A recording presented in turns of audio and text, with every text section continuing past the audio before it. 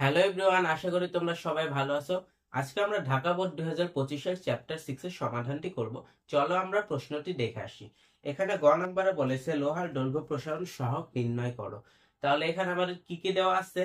প্রশ্নে দেওয়া আছে আদি আয়তন দেওয়া আছে এবং চূড়ান্ত আয়তন দেওয়া আছে এবং হলো আমাদের আদি তাপমাত্রা চূড়ান্ত তাপমাত্রা দেওয়া আছে। তাহলে যা যা দেওয়া আছে ওইখান থেকে আমরা আয়তন প্রসারক সহগটা নির্ণয় করতে পারি। আমরা আয়তন প্রসারক সহগ থেকে পরে ওইটা 3টে ভাগ দিয়ে আমরা দৈর্ঘ্য প্রসারক সহগটা নির্ণয় করবো। তাহলে আমরা গ নাম্বারটা এভাবে শুরু করি। গ নাম্বার যা যা দেওয়া আছে তা লিখি। গ, আদি আয়তন এবং আদি এবং চূড়ান্ত আয়তন দেওয়া আছে। আদি আয়তন V1 ইকুয়াল টু চূড়ান্ত আয়তন V2 ইকুয়াল টু আমাদের হলো 268 সেন্টিমিটার কিউব, আর এটা দেওয়া আছে 270 সেন্টিমিটার কিউব। একটু দেওয়া আছে।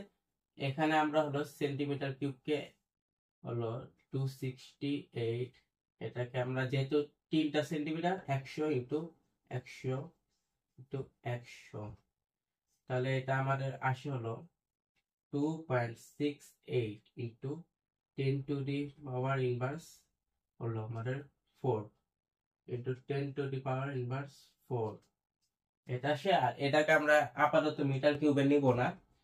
তাহলে আমাদের আদি তাপমাত্রা দেওয়া আছে T1 equal to 30 degree Celsius equal two 30 plus 273.15। এটা আমরা কেলভিনে নেওয়ার জন্য 273.15 যোগ করেছি। এখন হলো আমরা এটা যোগটা লিখি 303.15 কেলভিন।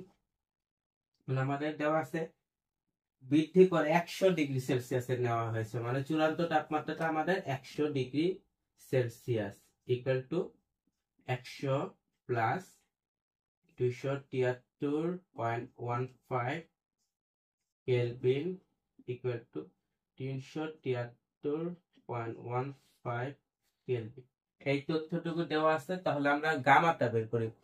না, গামা না, প্রথম আমরা ডেল টি বের করব, তারপর হলো আমরা ডেল ভি বের করব। তাহলে আমরা প্রথমে ডেল্টা ভি এর মান বের করি। সুতরাং delta V equal to V2 minus V1 equal to আমাদের, আমরা এখানে সেন্টিমিটার কিউব নিয়ে কাজ করবো, শেষে মিটার কিউবে করে নেব। V2টা হলো 270 আর V1টা 268 সেন্টিমিটার কিউব দেওয়া আছে। তো 2 centimetre cube equal to 2 divided by, যেহেতু 3টা সেন্টিমিটার কিউব, 100 ইন্টু 100 ইন্টু 100, তাহলে আমাদের হয় 2 into 10 to the power inverse 1 2 3 4 6 inverse 6। এটা হলো আমাদের মিটার কিউব। সেন্টিমিটার কিউব থেকে আমাদের মিটার কিউব হয়েছে, আর এটা হলো মিটার কিউব অলসো। এখন আমরা ডেল টি এর মান বের করে আমরা পাশে লিখি। সুতরাং delta T equal to T2 minus T1 equal to, T2 টা আমাদের কত? 373.15 373.15 মাইনাস 303.15 কেলভিন ইকুয়াল টু আমাদের 70 কেলভিন আসে। আমরা তাহলে কি করছি? প্রথম হলো এই যে ডেল্টা ভি বের করছি, তারপর ডেল্টা টি বের করছি, যা যা দেওয়া আছে ওখান থেকে বের করছি। এখন আমরা জানি গামা ইকুয়াল টু, গামার সূত্রটা কি আমাদের? Delta V divided by V1 into delta T. তাহলে আমরা লিখি ডেল্টা ভি এর মানটা বসাই 2 into 10 to the power inverse 6 to V1 টা হলো আমাদের, এটা আমরা মিটার কিউব দিছি, মিটার কিউবটা হিসাব করব। 2.68 into 10 to the power inverse 4 into delta T এর মান হলো আমাদের 70 ইন্টু 70। তাহলে আমরা ক্যালকুলেশন করে আমরা যা পাবো কেলভিন ইনভার্স 1 একটু হবে। তাহলে আমরা ক্যালকুলেশনটা করে নিই। ইকুয়াল টু আমাদের এসেছে 1.066, না আমরা 1.07 লিখে দিই। 1.07 1.07 into 10 to the power inverse 4 Kelvin inverse 1. এখন আমরা জানি হলো gamma equal to 3 alpha, 3 alpha equal to gamma, gamma বা আলফা ইকুয়াল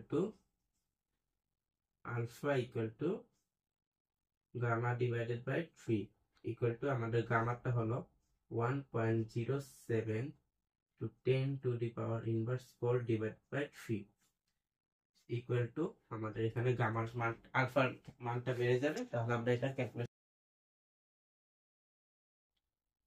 ইকুয়াল টু আসে আমাদের 3.5677 into 10 to the power inverse 5 Kelvin inverse 1 এই তথ্যটুকু আসে। তাহলে আমাদের ফাইনাল অ্যান্সারটা কি? আমাদের ফাইনাল অ্যান্সারটা হলো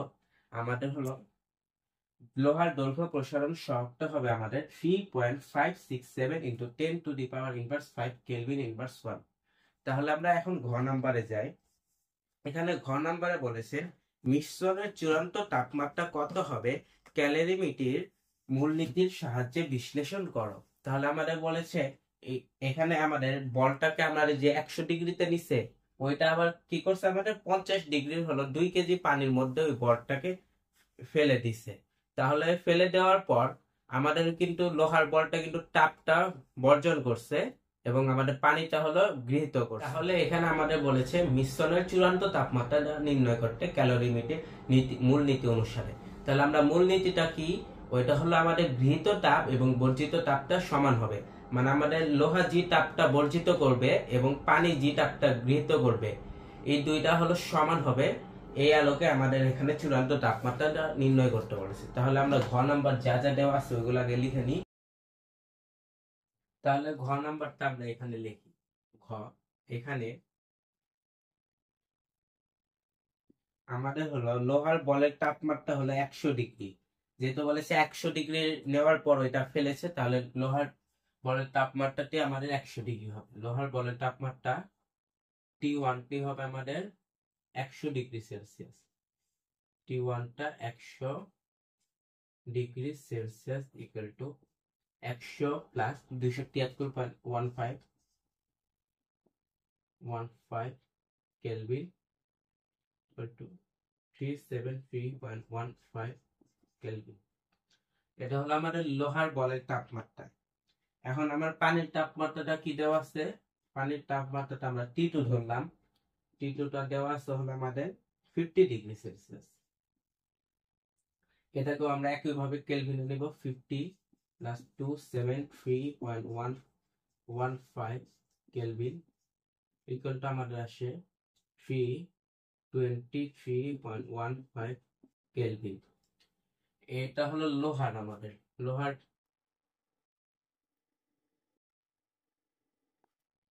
এখানে আমাদের লোহার বলের তাপমাত্রা আর এটা পানির তাপমাত্রা। এখন আমাদের দুইটার ভর দেওয়া আছে যথাক্রমে। আমাদের পানিরটা আমরা ধরলাম হলো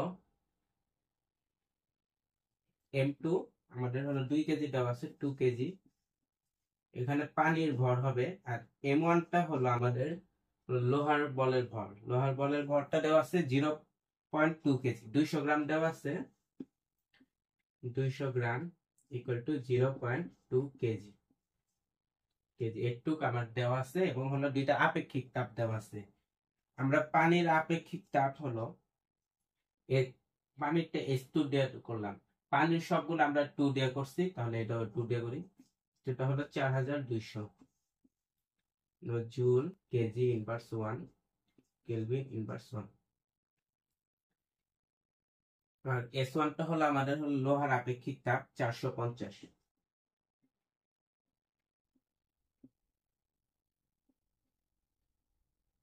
কেলভিন ইনভার্স 1।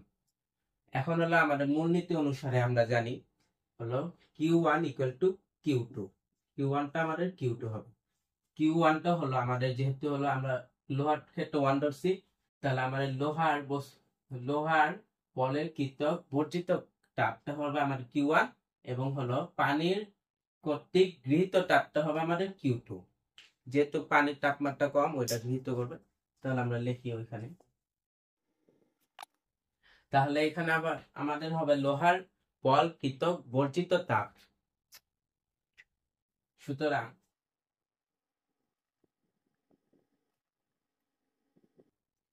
আমাদের লোহার বলকৃত বর্জিত তাপ হবে Q equal to m1s1 del T. তাহলে আমাদের m1 টা দেওয়া আছে 0.2 কেজি, s1 টা হলো আমাদের 450 এবং ডেল 2 টা হবে আমাদের তাপমাত্রার পার্থক্য। এখানে সাইডে একটা চিত্র দেবি। এখানে হলো আমাদের 373.15 কেলভিন ছিল আমাদের লোহা, এবং হলো 323.15 টা হলো 0.15 টা হলো আমাদের পানি। এখন যেহেতু লোহার বলটিকে পানিতে ছেড়ে দেওয়া আছে, পানির তাপমাত্রা এত, লোহার বলটি কি হবে, আস্তে আস্তে এটার তাপমাত্রা কমবে এবং পানিরটা আস্তে আস্তে বাড়বে, এবং ধরো টি বিন্দুতে এসে হলো দুইটার তাপমাত্রা হলো যে স্থির হলো, আর আমাদের চূড়ান্ত তাপমাত্রাটা টি হবে। তাহলে আমাদের এখানে পার্থক্যটা কি হবে?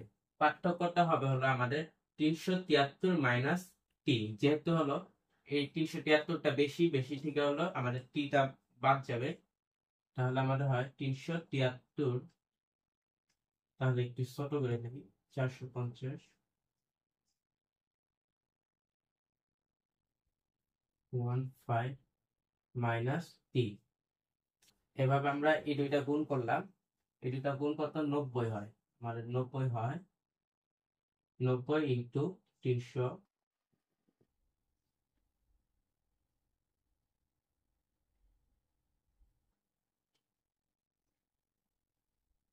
90 ইন্টু 373.15 ইন্টু টি। আর 373.15 আমরা 90টা গুণ করি, 5 মাইনাস 90টি, ওইটি। এটা হলো আমাদের লোহার বলকৃত বর্জিত তাপ। এখন হলো আমরা বের করবো পানি কর্তৃক গৃহীত তাপ। তাহলে আমাদের পানি কর্তৃক গৃহীত তাপটা হবে, সুতরাং পানি কর্তৃক আমাদের গৃহীত তাপটি হবে m2s2 ডেল টি প্রাইম দিলাম, যেটা আমরা ডেল টি ধরেছি এটা প্রাইম দিলাম। তাহলে আমাদের m2 টা কি হলো 2 কেজি, এবং s2 টা হলো আমাদের পানির আপেক্ষিক তাপ 4200।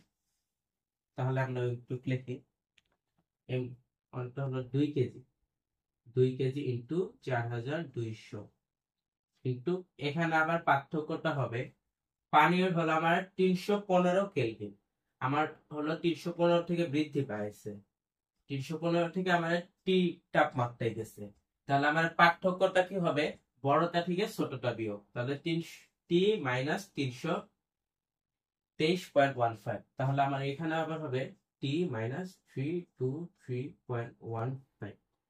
এখানে যেরকম হলো আমাদের বড়টা থেকে ছোটটা বাদ গেছে, আমার বড় এটা ছিল, ছোট এটা, ওইভাবে করছি। এখানে আবার বড় এটা, ছোট এটা, তাই এভাবে হয়েছে। তাহলে আমরা এই দুইটা গুণ করি, 4200 ইন্টু 2 হলো আমাদের 8400 ইন্টু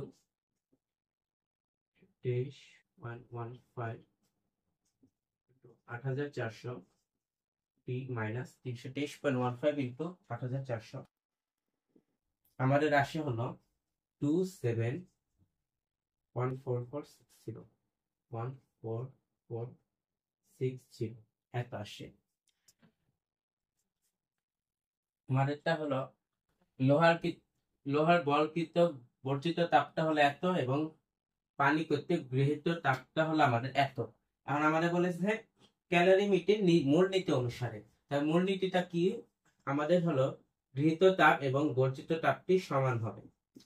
তাহলে আমরা এখানে লিখবো ক্যালোরিমিটার মূলনীতি অনুসারে Q1 ইকুয়াল টু Q2, বা Q1 এর মানটা বসাবা, Q2 এর মান বসাবা, তারপর এখান থেকে আমার T এর মানটা বের করব। তাহলে আমরা এখানে করি, Q1 টা হলো আমাদের 3, এখানে মানটা বসেছি। এখন আমরা সহজভাবে ক্যালকুলেশন করব, এই 90 টা ওই পাশে আনি, এটা এই পাশে, এটা এই মানটাই আমরা এই পাশে আনি।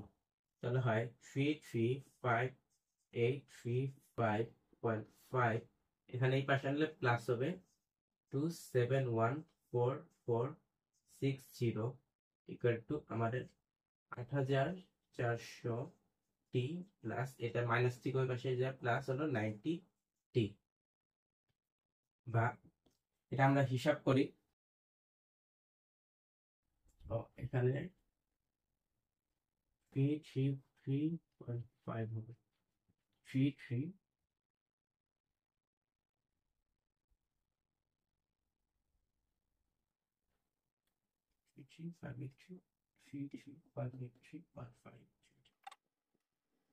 ইকুয়াল টু আমাদের আসে হলো 272748043.5 ইকুয়াল টু 8400 যোগ 90 হলো 8490 টি, বা আমাদের এখানে মান বের করা লাগবে টি।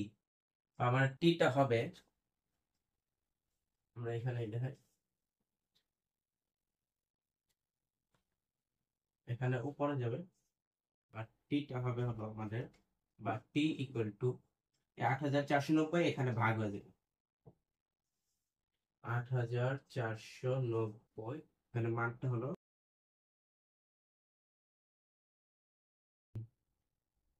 ইকুয়াল টু, এখানে আমাদের ভাগ হয়ে যাবে, ভাগফলটা হলো আমাদের আসে 323.68 কেলভিন।